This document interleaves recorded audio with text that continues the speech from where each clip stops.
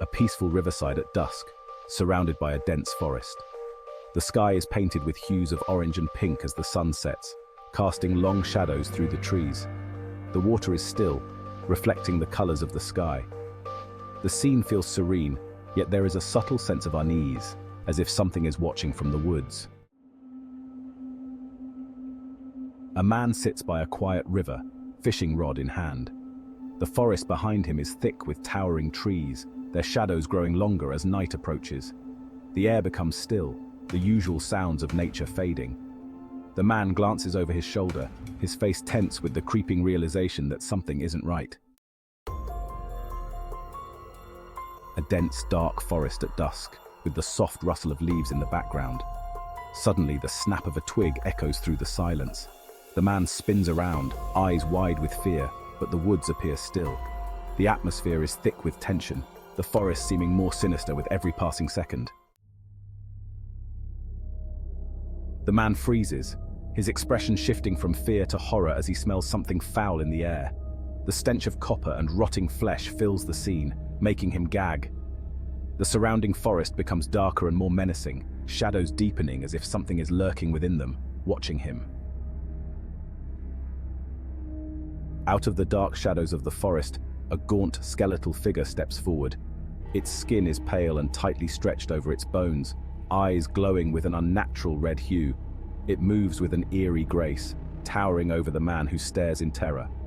The figure is terrifying yet mesmerizing in its horrific elegance.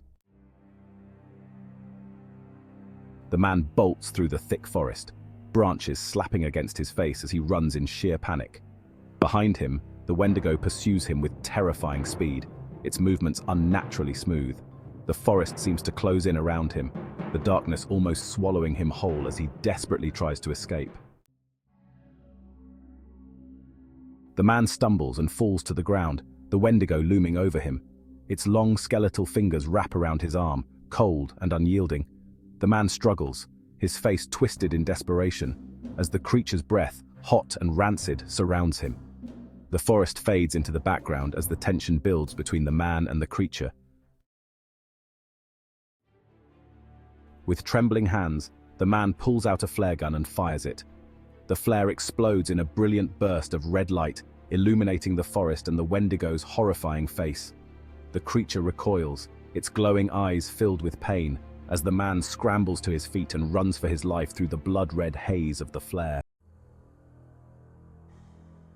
The man sits behind the wheel of his car, his hands shaking as he grips the steering wheel. His face is pale, drenched in sweat, eyes wide with terror. The dark forest outside the car rushes past, but in the rearview mirror, faint glowing eyes can be seen, watching him from the shadows. The air is thick with lingering fear. The man sits on the edge of his bed, in a dark, quiet room. His eyes are bloodshot from lack of sleep, his face tense with paranoia.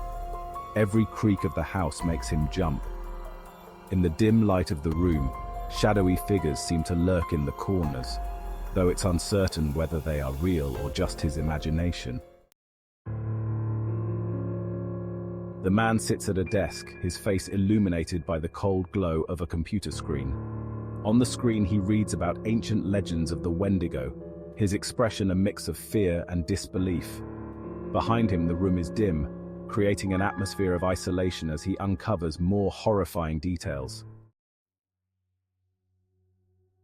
The man sits across from an older native man in a dimly lit room filled with traditional symbols and artifacts.